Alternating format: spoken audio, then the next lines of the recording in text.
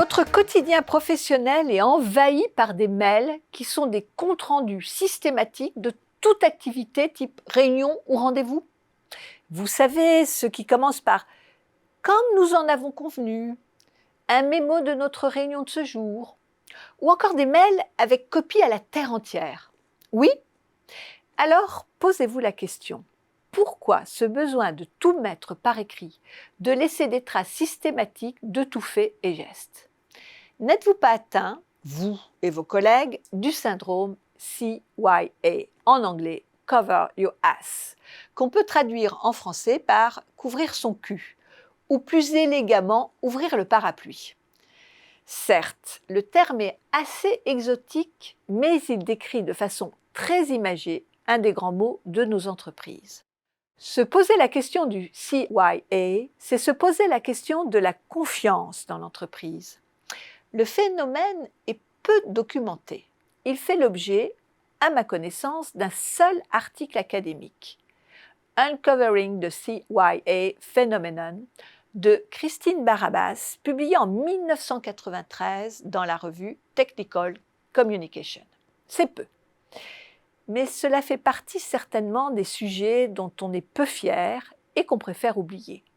D'autant plus que tout le monde est plus ou moins touché.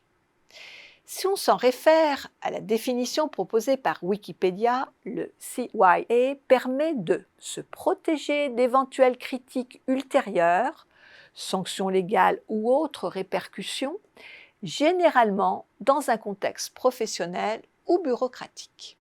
Christine Barabas distingue dans son article deux types de CYA.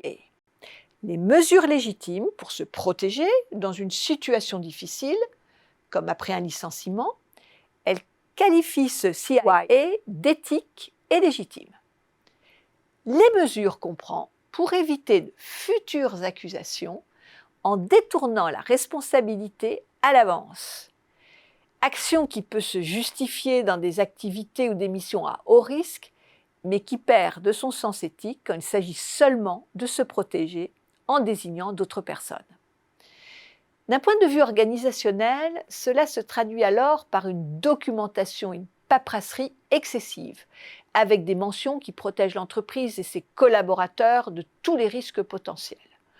Toute responsabilité est alors institutionnellement diluée et rejetée, amenant les individus à refuser toute initiative ou prise de risque et à ne jamais rien assumer en cas de problème.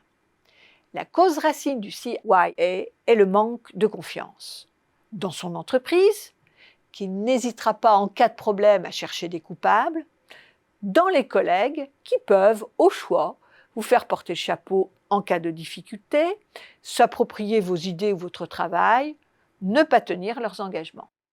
Au-delà du climat délétère qu'implique la pratique du CYA, elle peut avoir deux conséquences désastreuses. La première est le surcoût en temps et en énergie qu'elle entraîne. Écrire des milliers de mails pour dire et redire les mêmes informations, développer de façon intensive des informations inutiles et redondantes pour éviter de se faire reprocher d'avoir oublié quelque chose, d'écrire à l'infini des détails inutiles pour noyer le poisson, mobilise un temps très important de ceux qui les produisent, mais également de ceux qui les lisent. La seconde conséquence est encore plus grave. Le CYA peut occulter un véritable avertissement. Comme dans le cas de Challenger, cette navette spatiale qui a explosé à son décollage, causant la mort de 7 astronautes en 2003.